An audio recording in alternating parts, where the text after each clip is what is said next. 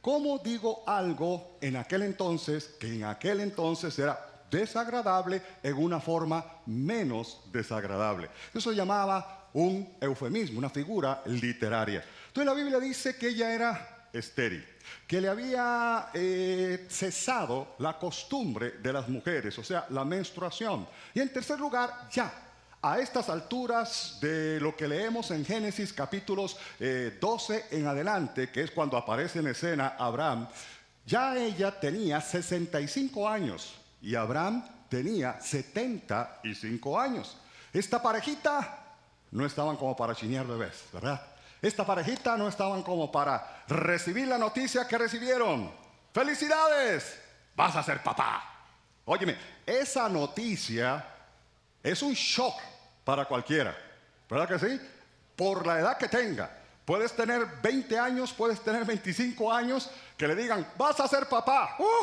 A uno algo le sube y algo le baja, ¿verdad? ¿Y ahora qué? ¿Qué voy a hacer? ¿Cómo lo voy a hacer? ¡Qué bendición! ¡Qué lindo! Y una expectativa y un sueño. Y se le despierta a uno una serie de sentimientos y cosas dentro de uno. Y uno se siente pero rarísimo, ¿verdad? O se siente muy joven o se siente muy viejo. Abraham era el otro extremo. ¡Felicidades! Vas a ser papá a los 75 años. Y vuelve a ver a su esposa, Sarita, con 65 años. Ya parecía un acordeoncito, ¿verdad? Con un certificado médico que decía esterilidad. Y Abraham dice, caramba, ¿cómo va a ser esto? Y ahí es donde comienza la historia que logró hacer de Abraham lo que la Biblia llama el padre de la fe, el creyente Abraham y el amigo de Dios. Así, de estas tres maneras, la Biblia llama a Abraham el padre de la fe, el creyente Abraham y el amigo de Dios. Pero no llegó a eso de una manera fácil. Tuvo que pasar por todo un proceso. La fe es una vida de proceso. La fe es una vida, es un estilo de vida. La fe para ver milagros, para ver la manifestación de Dios, para poder recibir la respuesta de Dios, independientemente de la circunstancia por la que estés atravesando, la necesidad que tenga. Si necesitas un milagro de sanidad, si necesitas un milagro en tu hogar, en tu matrimonio, en tus relaciones interpersonales, y lo que necesitas es un milagro en tus finanzas, en lo que sea, tienes que entender que hay que caminar en un proceso de fe. Hay dos extremos, lo hemos dicho muchas veces. Hay gente que dice, pastor, es que yo no tengo nada de fe, nada de fe. Por el otro lado, la gente que dice, pastor, estoy creyéndole a Dios porque yo tengo toda la fe del mundo. Olvídate, nadie puede tener toda la fe del mundo, sería Dios. Y nadie tiene nada de fe, porque la Biblia dice que tú y yo tenemos una medida de fe. Todos nacemos con fe de fábrica, todos venimos con una medida de fe de fábrica.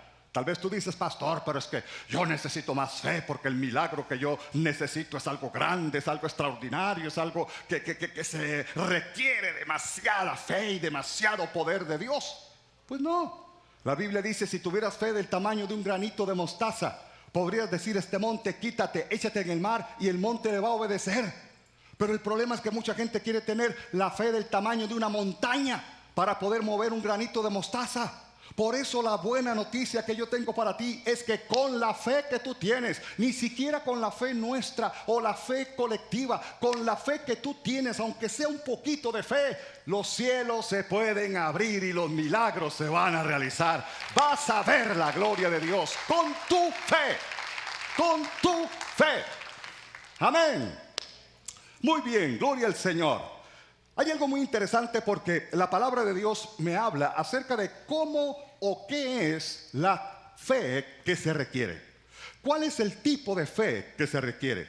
Es lo que vemos en el versículo 19.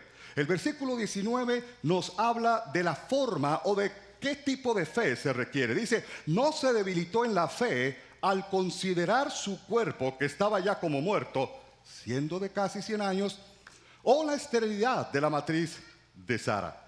¿Qué requiere la fe? La fe requiere, número uno, perseverancia.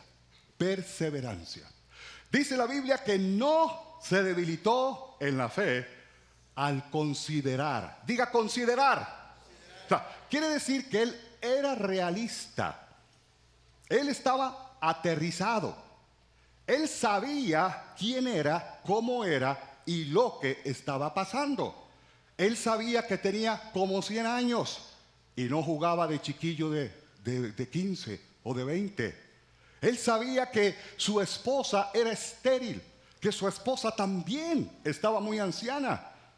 Él no la veía como una chiquilla. Él era realista. Dice que él no se debilitó en la fe al considerar que él estaba como muerto. Yo me imagino que cada mañana, cuando él se asomaba al espejo, imagínate qué susto que se llevaba, ¿verdad? Ese poco de arrugas ahí que caían hasta el suelo. Y él decía, pero ¿qué? ¿Cómo? ¿Cómo voy a tener yo un hijo si mi cuerpo está como muerto? No es que Dios le dio una fuerza sobrenatural. No es que Dios lo rejuveneció. No es que Dios lo hizo físicamente apto para tener hijos. No, con esa edad, con esas arrugas, con esas circunstancias, Dios dijo, como eres y así como estás, vas a tener un hijo. Y no va a ser por obra y gracia del Espíritu Santo. Va a ser por obra y gracia de Sarita y de Abraham. Abraham, sí se puede. Sí se puede, le dijo el Señor. Y dice la Biblia entonces que Abraham no se debilitó en la fe al considerar. Esa palabra considerar significa al tomar en cuenta, primero, que su cuerpo estaba como muerto. Segundo, la esterilidad de su esposa. Iglesia, la fe no es negación de la realidad. La fe no es negación de la realidad. No es que tú vienes con un dolor de estómago y te preguntan, hola hermano, ¿cómo estás? Aleluya, en victoria. Hermano, pero le veo así como medio blanco, como medio pálido, lo veo como que está un poquito debilón. No, estoy glorioso en Cristo. ¡Ay, aleluya! ¿Y qué son esos ayes? Que son manifestaciones del Espíritu. Así me manifiesto yo. Fe no es negación de la realidad. Tú puedes decir, pastor, estoy enfermo. Puedes decirle a tu hermano, mira, estoy pasando por una circunstancia económica terrible. Puedes decirle a una persona, mira, mi matrimonio está en esta situación. No tienes que negar la realidad. Fe no es negación de la realidad. Pero lo importante es que tenemos que entender que nuestras condiciones, sí, son reales, pero no son finales. La última palabra la tiene Dios. Él hará el milagro. Él hará lo que haga falta. Él se manifestará porque para Dios no hay nada que sea imposible. ¿Puedes creerlo? Bendices el nombre del Rey. Aleluya. En otras palabras, Dios no nos manda a cerrar los ojos ante la realidad, como los niños. Cuando un niño ve algo que no le gusta, o algo que le asusta, o algo que para él es de impacto, cierra los ojos, creyendo que con cerrar los ojos ya se va a desaparecer el problema o el peligro. No, Dios no nos llama a cerrar los ojos, al contrario, nos llama a abrir los ojos. Mira tu problema, mira tu enfermedad, mira la circunstancia por la que estás atravesando. Mira, fíjate bien, porque eso tiene un fin. Yo voy a intervenir, yo voy a hacer el milagro, yo voy a cambiar el curso de tu destino, yo voy a transformar lo malo en bueno, la maldición en bendición. Yo haré todo lo que tú necesitas para sacarte de esa circunstancia. ¿Puedes creerlo? Aleluya. Bendito el nombre del Señor. Número 1, la fe tiene que ser perseverante. La fe requiere perseverancia. No se debilitó en la fe al considerar su cuerpo y el cuerpo de su esposa. Sí, esta es mi realidad. ¿Cuál es tu realidad hoy? No ganas nada con decir, no estoy enfermo, no estoy enfermo, no estoy enfermo. Sí, estás enfermo. No ganas nada con decir, vivo en victoria, vivo en victoria, vivo en victoria, si lo andan persiguiendo para cobrarle un montón de cuentas. No es negación. Tienes que mirarte, tienes que considerar, porque cuando uno se da cuenta de la situación en la que está, ahí comienza el milagro. Todo milagro inicia cuando uno reconoce su necesidad. Sí, estoy enfermo. Sí, estoy atado a un vicio. Sí, mi matrimonio se está destruyendo. Sí, tengo este problema en mi hogar. Sí, cuando tú reconoces tu necesidad, tu condición, ahí es el punto de partida de tu milagro. Y no solamente la fe requiere perseverancia, sino que la fe requiere ser fortalecida. Tu fe, mi fe, tiene que crecer. Necesita ser fortalecida. Dice que no se debilitó en la fe al considerar su cuerpo, y luego dice, o la esterilidad de la matriz de Sara, tampoco dudó por incredulidad de la promesa de Dios, sino que se fortaleció en fe, dando gloria a Dios. ¿Cómo lo fortaleció? Dice, no se debilitó en la fe. No se debilitó en la fe. Esto nos da una alternativa, que algunos sí se pueden debilitar en la fe, pero no es pecado. Cuando uno está pasando por una circunstancia, cuando uno está pasando por una situación difícil, óyeme, solo uno que está en sus propios zapatos. Viene uno de un hermano y dice, hermano, mira qué problema tan grande que yo tengo. No, hombre, si eso no es nada. Vamos a orar, vamos a orar, vamos a orar. Hermano, mire que me dieron este diagnóstico y de verdad que es un asunto urgente, es un asunto pero necesarísimo. Nah, eso no es nada, tranquilo, alabe a Dios, hable en lenguas, grite gloria a Dios, aleluya. O sea, hay que estar en los zapatos de uno. Hay personas que sí se debilitan en la fe, pero ahí donde tenemos la bendición de vivir en lo que se llama una fe corporativa, donde hay 2 o 3 o más en el nombre del Señor, ahí está el Señor. Cuando esos 2 o 3 o más se ponen de acuerdo en cualquier cosa aquí en la tierra, será hecha por nuestro Padre que está en los cielos. La debilidad de tu fe la compensa la fortaleza de la fe de tus hermanos. Puedes bendecir el nombre del Rey. Hoy tenemos una fe corporativa también. No solo la fe individual, no solo la fe personal, no solo ese poquito de fe, sino que además de tu fe, tenemos la fe del cuerpo de Cristo.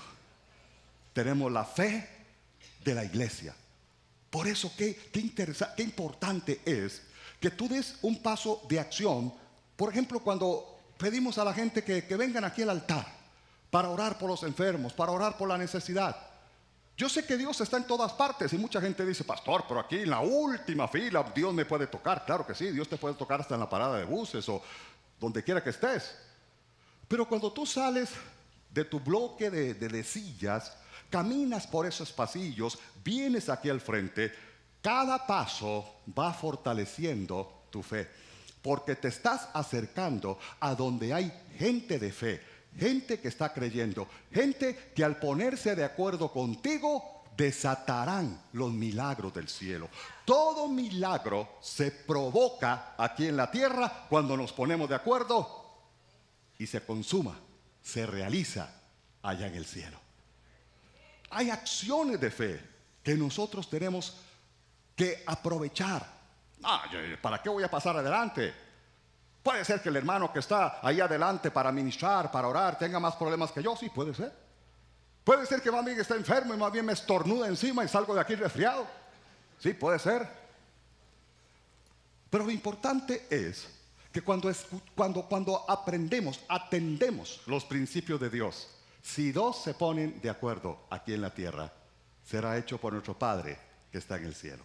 La gente que viene aquí a ministrar, los pastores, los líderes, las personas que vienen aquí a ministrar, son gente común y corriente, no tienen más fe que tú, no son más santos que tú, no son más espirituales que tú.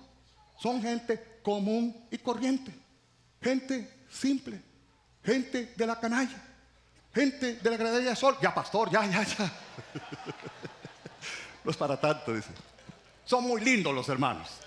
Denle un aplauso a la gente que ministra aquí, porque es gente de verdad que le cree a Dios.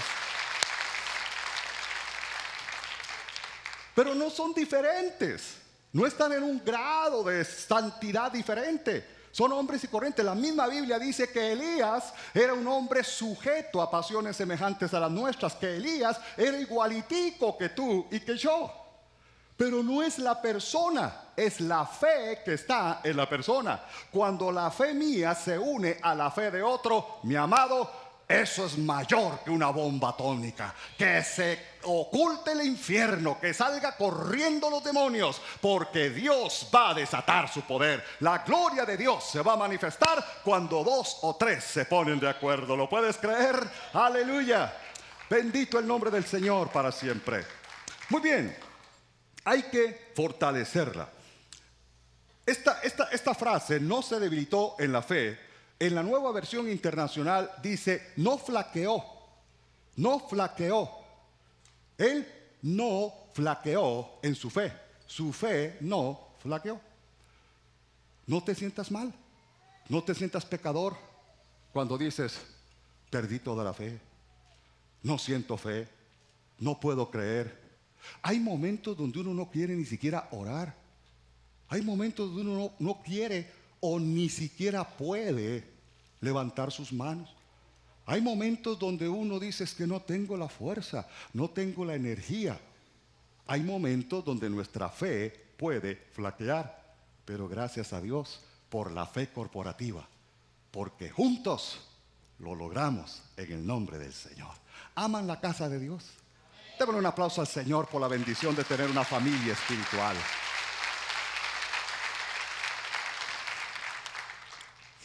En Lucas capítulo 17, versículo 5, los discípulos se le acercan a Jesús y le hacen una de las peticiones que le hicieron. Ellos le pidieron comida, ellos le pidieron que los enseñara a orar. Y una de las peticiones que ellos le hicieron a su maestro, a Jesús, era que les aumentara la fe. Maestro, enséñanos a orar, le dijeron en un momento. Maestro, la multitud tiene hambre, y los hambrientos eran ellos, ¿verdad? Le pidieron pan, comida. Aquí, en Lucas capítulo 17, versículo 5, dice, dijeron los apóstoles al Señor, aumentanos la fe. Aumentanos la fe.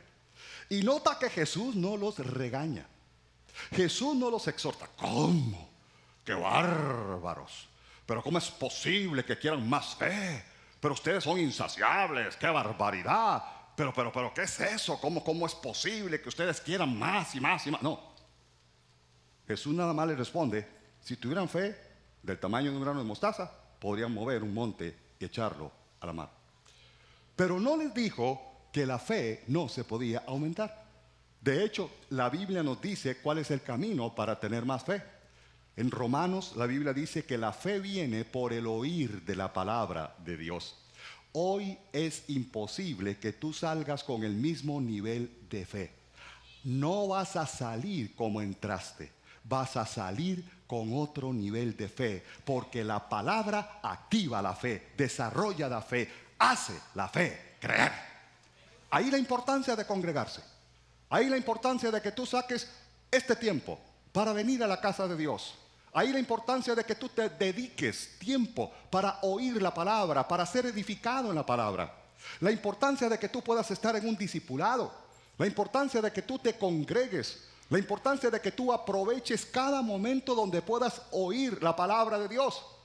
Pastor, yo leo la Biblia todos los días. Sí, pero la Biblia no dice que la fe viene por leer la Biblia. Por supuesto que hay que leer la Biblia. Sería extraordinario que te aprendieras muchísimos versículos de la Biblia de memoria.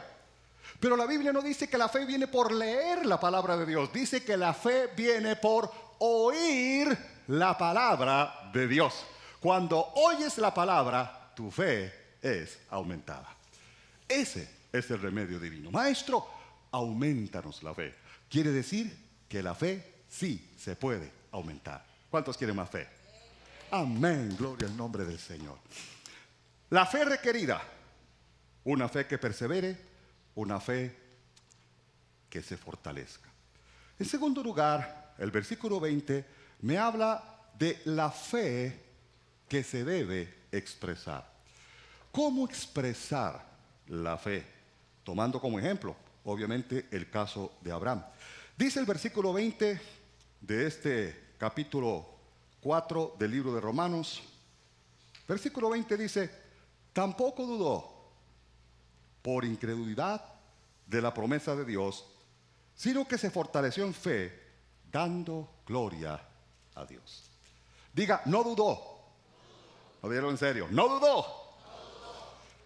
¿Cómo se expresa la fe? ¿Cómo debemos expresar la fe? Número uno, por medio de no dudar. La palabra dudar en la Biblia significa indeterminación de ánimo. Indeterminación de ánimo, no tener un ánimo constante. Un día estoy en el suelo, otro día estoy en victoria. Un día siento que puedo lograr y conquistar todas las cosas, otro día me siento fracasado, vencido, derrotado. Indeterminación de ánimo. La duda es andar en eso. Un día sí, un día no, un día creer, un día no creer.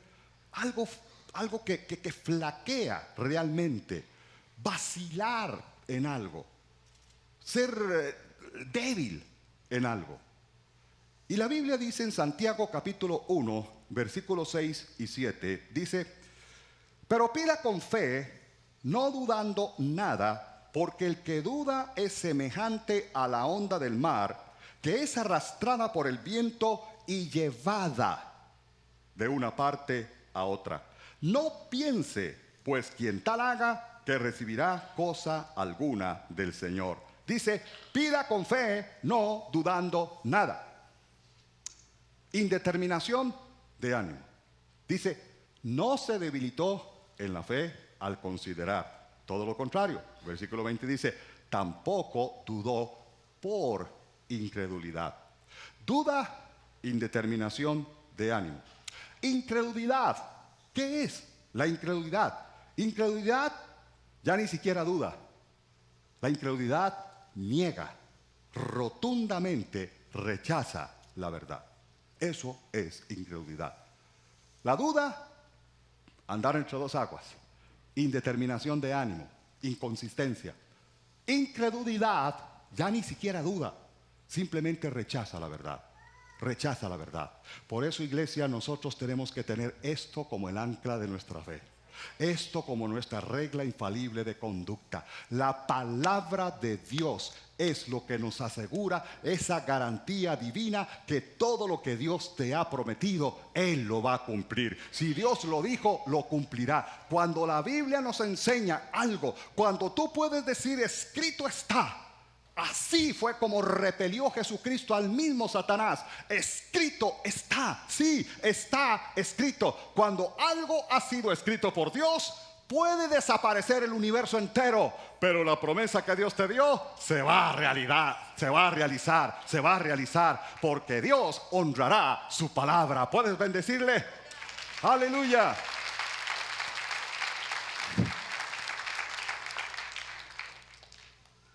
La fe se expresa por medio de no dudar. La fe se expresa parándose en una palabra. Parándose en una palabra. Siempre decimos, si tienes una palabra, tienes un milagro.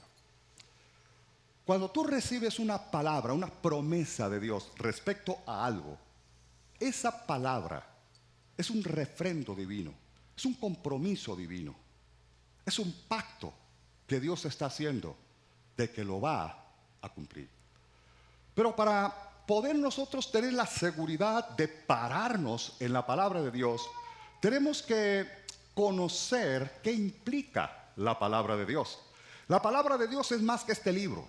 Esto es un libro, claro, Está compuesto de hojas, de papel, de tinta. Fue hecho en una imprenta. Es un libro. Tampoco nosotros vamos a creer que este libro va a ser como un amuleto, como la gente que lo deja abierto en el Salmo 91 en su casa cuando sale, para que no entren los ladrones, y cuando llega a la casa ni la Biblia encuentra. Los ladrones se fueron leyendo la Biblia. Esto no es un amuleto. Ahora, si tú dejaste la Biblia abierta en el Salmo 91, eso no es pecado, está bien, no es nada malo. Pero acuérdate también de cerrar bien la casa. O de soltar el perro, ¿verdad? Pero esto es un libro que contiene la palabra de Dios. Contiene la palabra de Dios. Ahora, ¿qué es la palabra de Dios para ti? ¿Qué es la palabra de Dios para ti? Tenemos que tener tres principios muy claros con respecto a la palabra de Dios. Primero, la inmutabilidad de la palabra. La inmutabilidad de la palabra quiere decir que lo que Dios dijo no lo cambia con el tiempo. ¿Qué? ¿Que yo dije tal cosa? ¿Cuándo? No me acuerdo. No, es que yo quise decir algo, pero me salió. No, inmutabilidad significa que no cambia, no cambia. Mateo 24:35, Jesús dice, el cielo y la tierra pasarán, pero mi palabra no pasará jamás.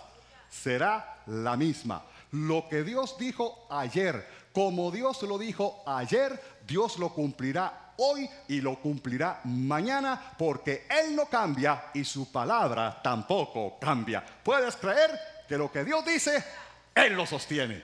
Lo sostiene y lo cumple. Bendito el nombre del Rey para siempre. Aleluya. Número 2. Con respecto a la palabra, hay que creer en la integridad de la palabra. No solo en la inmutabilidad, que no cambia.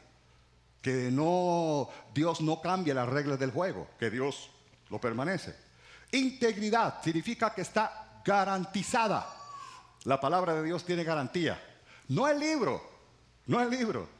Si se te rompe, si se te escuaderna todo, yo no sé si en la librería donde la compraste te van a devolver una nueva. O sea, esa no es la garantía que yo me refiero. Me refiero a la garantía divina de lo que contiene este libro. Amén. Este libro puede estar, ya casi deshecho, ¿verdad? Uno como que se enamora de una Biblia, y cuando va a estrenar Biblia, no se acomoda. Uno como que se acomodó, se acostumbró a una Biblia. Claro, uno la tiene rayada, la tiene con un montón de cosas. Pero conforme o independientemente de cómo tengas tu Biblia, arrugaditita si lo quieres, lo que ha sido escrito, Dios lo tiene garantizado. Dios lo tiene garantizado. Dios no te garantiza el libro. Eso te lo tendrá que garantizar la librería. Dios te garantiza lo que está aquí en este libro. Si Él lo dijo, Él lo va a hacer. El libro de Números, capítulo 23, versículo 19 dice, Dios no es hombre para que mienta, ni hijo de hombre para que se arrepienta. Él dijo y lo hará. Amén. Dios no es hombre para que mienta, ni hijo de hombre para que se arrepienta. Él dijo y no lo hará. Habló y no lo ejecutará. Esa es la garantía de Dios. Ese es el sello de garantía. Eso es lo que te garantiza que lo que Dios te ha prometido viene. De que viene, viene. ¿Lo puedes creer? Amén, gloria al Señor. Número 1, inmutabilidad. Número 2, integridad. Y en tercer lugar, tenemos que entender de la palabra la efectividad. No solo que es inmutable, no solo que es íntegra, porque es la verdad, sino que también es poderosa. La efectividad de la palabra. Quiero llevarles al Salmo capítulo 33, versículos 6 y versículo 9. El Salmo capítulo 33, versículo 6 y versículo 9. Salmo 33, 6 dice, por la palabra de Jehová. ¿Por qué? Por la palabra que salió de la boca de Dios, fueron hechos los cielos, y todo el ejército de ellos por el aliento de su boca. Versículo 9. Porque Él dijo, y fue hecho. Él mandó, y existió. Amén. En otras palabras, palabras crean mundos. Pero no cualquier palabra, la palabra de Dios. Este mundo, este universo, todo lo que nosotros vemos, ese cielo estrellado, todas y cada una de las planetas, de los sistemas, de las galaxias, de todo lo que existe, fue creado no por suerte, no por casualidad, porque Dios lo dijo. Todo lo que existe fue creado por la palabra de Dios. Si Dios creó este cielo tan maravilloso, tan hermoso, si Dios creó los planetas, si Dios creó esta tierra donde tú estás parado, ¿no va a crear ese milagro que tú necesitas? ¿No va a crear esa sanidad que tú necesitas? ¿No va a crear esa reconciliación que tú necesitas? Hoy Dios hablará.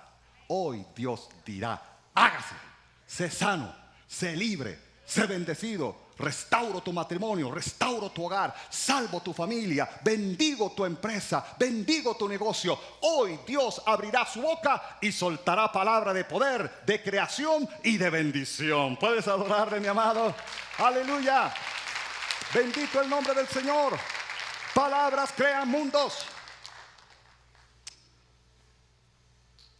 Por eso nos podemos parar en la palabra. Dice claramente este versículo: no dudó por incredulidad de la promesa de Dios, sino que se fortaleció en fe, por medio de no dudar, parándose en una palabra. Pero también hay otro principio importantísimo. Dice, sino que se fortaleció en fe. ¿Cómo? Dando gloria a Dios.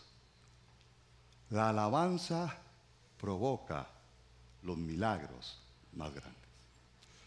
El tiempo de adoración y de alabanza que disfrutamos en esta hora, en este servicio, antes de este mensaje, ese tiempo tan extraordinario, ese tiempo tan rico, ese tiempo que nos llevó a la presencia de Dios, eso no es para darle tiempo a los hermanitos que los dejó el autobús o que les tomó tarde para salir de su casa.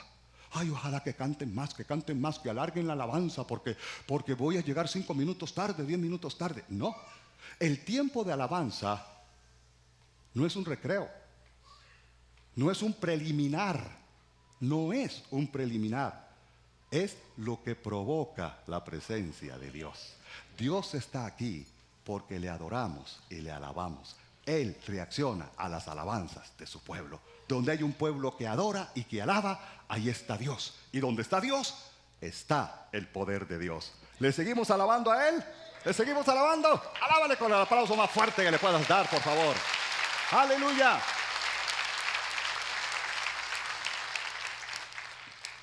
Bendito el nombre del Señor.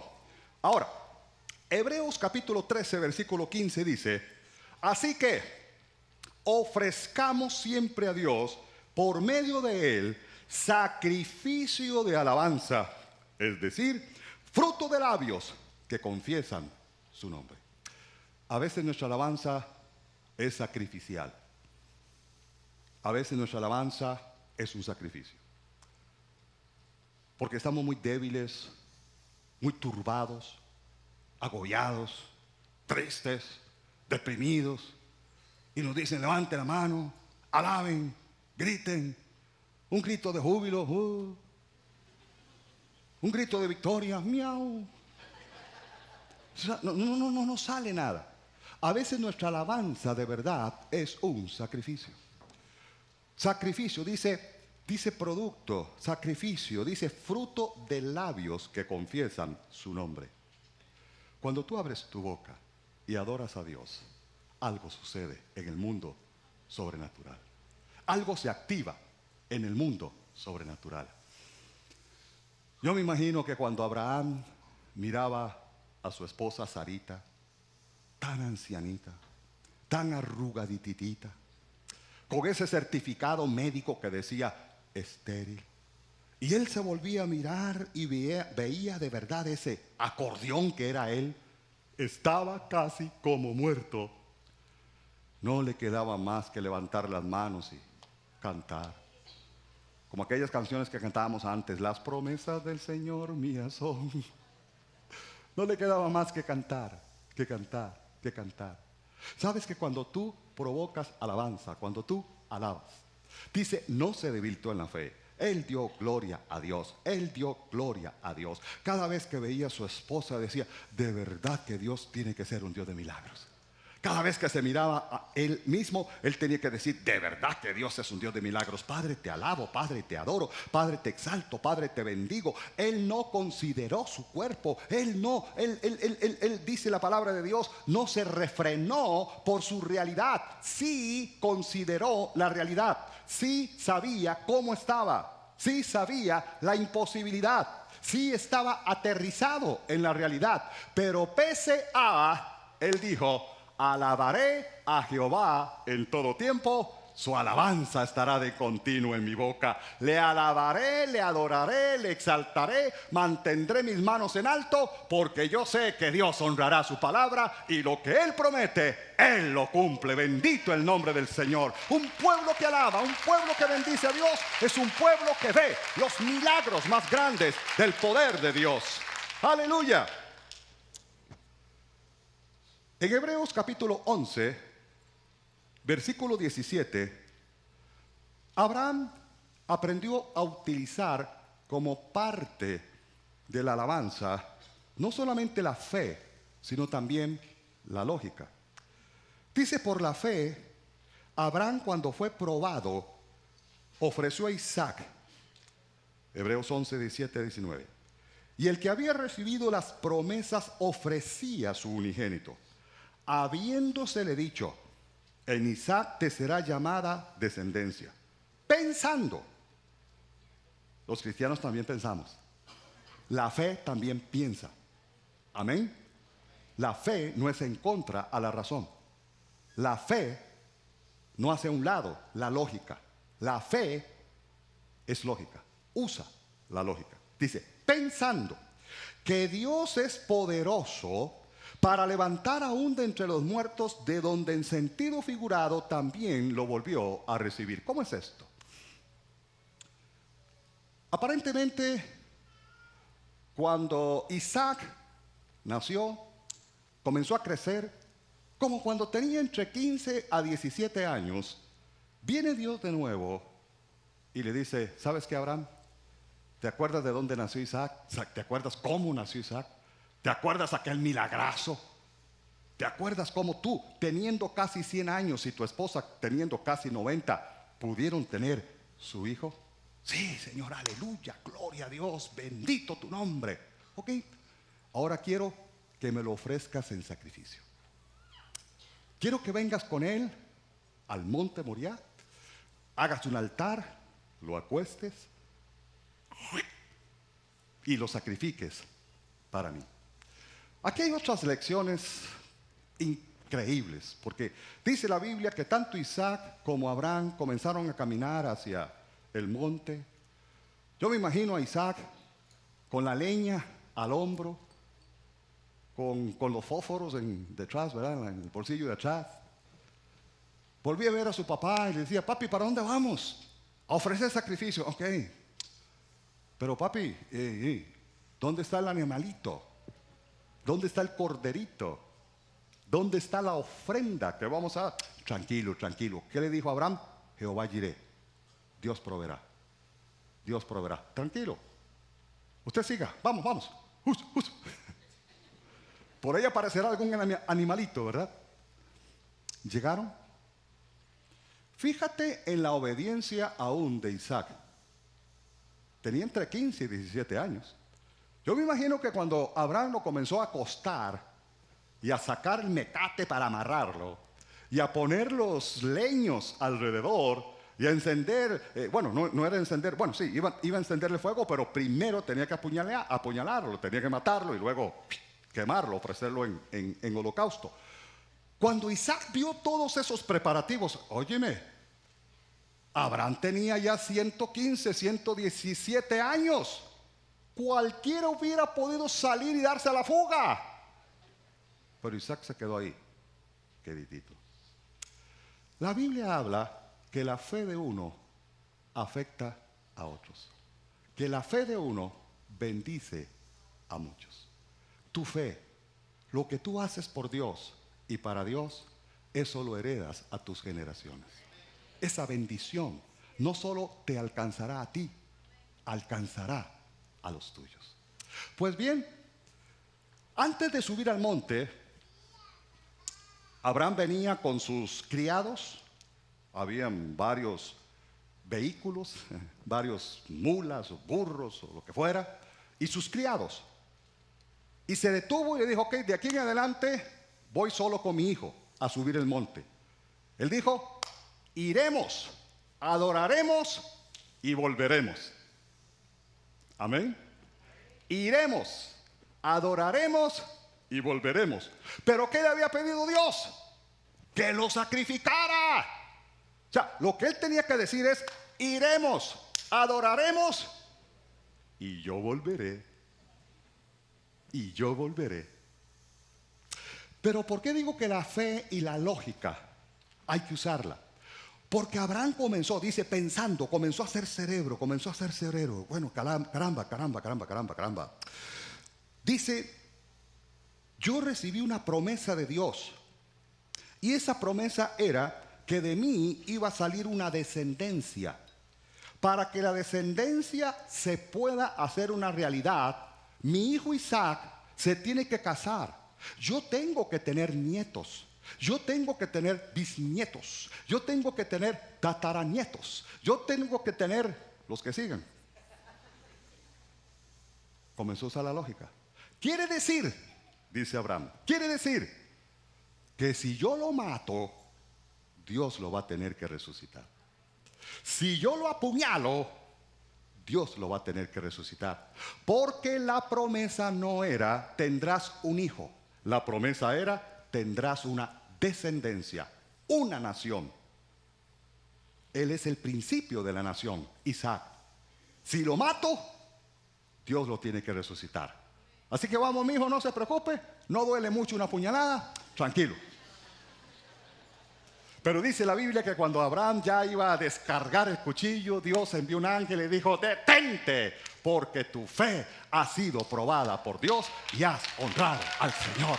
Oh, bendito el nombre del Señor, iglesia. Dios no quería ver la sangre de Isaac, Dios quería ver la fe de Abraham. Dios no quería ver la sangre de Isaac, Dios quería ver la fe de Abraham. Nuestra fe, por supuesto, siempre tiene que ser probada. Pero cuando tienes una palabra, la prueba de nuestra fe, la prueba de las promesas que Dios nos ha dado, siempre nos mantendrán firmes. Dice que Él dio gloria a Dios. ¿Por qué? Porque sabía que Dios le había dado una promesa. Regresando a Hebreos, eso que acabamos de leer en Hebreos, el versículo 18, Hebreos 11, 18 dice: habiéndosele dicho. En otras palabras, él tenía una palabra. Yo tengo una palabra, yo tengo una promesa. Dios me dijo, Dios me habló, Dios me dijo. Mi amado, si Dios te habló, nada ni nadie va a impedir que ese milagro se haga en tu vida. Dios me dijo que me sanaba, Dios me dijo que me iba a dar esa casa, Dios me dijo que iba a restaurar mi matrimonio. Dios me lo dijo. Yo no sé qué te ha dicho Dios. Párate en esa palabra. Hoy veremos la gloria y el poder de Dios. Le das el mejor aplauso al Rey de Reyes y Señor de Señores. ¡Aleluya! Oh, bendito el nombre del Señor. Y si todavía no tienes una palabra, pídasela a Dios. Dios, dame una palabra. A Dios le place prometer, porque Él sabe que todo lo que promete lo puede cumplir. Cierra tus ojos, por favor. Vamos a adorar a Dios. Vamos a decirle gracias, Señor, ahí en tu corazón, dando gracias, bendiciendo, adorando a Dios. Mientras todos estamos orando, yo también quiero hacer una oración específica con aquellas personas que me dicen: pastor, yo no entiendo mucho de la fe, yo no entiendo mucho eso de Abraham, de Isaac, yo no entiendo mucho eso de la Biblia, Pero lo que yo entiendo es que yo necesito de Dios. Yo entiendo que estoy aquí porque anhelo más de Dios. Necesito más de Dios. Pero hay algo que me impide conocer a Dios. Hay algo que me impide acercarme, como sentir el abrazo, el amor de Dios. Sí, lamentablemente eso se llama pecado. El pecado nos aliena, nos aísla, nos separa de Dios. Pero el remedio de Dios para el pecado se llama la sangre de Jesucristo. Cuando Jesucristo entra a un corazón a través de la fe, cuando Jesucristo te lava con la sangre que Él derramó en la cruz del Calvario, ya no hay impedimento para que tú puedas entrar al Padre, a disfrutar una vida sobrenatural, a disfrutar el abrazo, el amor, la bendición de nuestro Padre Celestial. Yo quiero orar con aquellas personas que me dicen: pastor, yo necesito a Jesús. Yo quiero poner mi vida de hoy en adelante en las manos de Dios. Yo quiero comenzar a caminar este sendero sobrenatural. Yo quiero comenzar a vivir y a sentir el perdón de Dios, la salvación de mi alma. Yo quiero aceptar a Jesús como mi Señor y Salvador personal. Si es la primera vez que quieres hacer esta oración, permíteme el honor de dirigirte. Ahí donde estás, levanta tu mano, tú que quieres hacer esta oración. Mantén tu mano en alto, no la bajes, por favor. Mantén tu mano en alto, tú que quieres orar, Dios les bendiga. Mantén tu mano en alto, sí, también, bendiciones. Con tu mano en alto, hay un consejero que quiere llegar donde tú te encuentras para orar juntamente contigo, para bendecirte, para animarte, para darte consejo, ayuda. Si hay más personas que quieren levantar su mano, háganlo en este momento. Y también a la distancia, donde quiera que tú te encuentres, nos has acompañado. Muchas gracias. Ora con nosotros. Recibe a Jesús como tu Señor y Salvador personal. Ustedes que han levantado su mano, y tú, oren conmigo de esta manera. Padre Celestial, vengo a ti, tal y como soy, reconociendo mi necesidad, pidiendo que me perdones, que la sangre que Jesús derramó en la cruz me limpie. Yo te acepto, te recibo como mi único y suficiente Salvador personal. Gracias por perdonarme, gracias por la vida eterna, gracias por salvarme a través de lo que Jesús hizo por mí en la cruz del Calvario. Reconozco que Jesús es mi Señor y mi Salvador. Amén. Denle un aplauso bien fuerte. Bendiciones.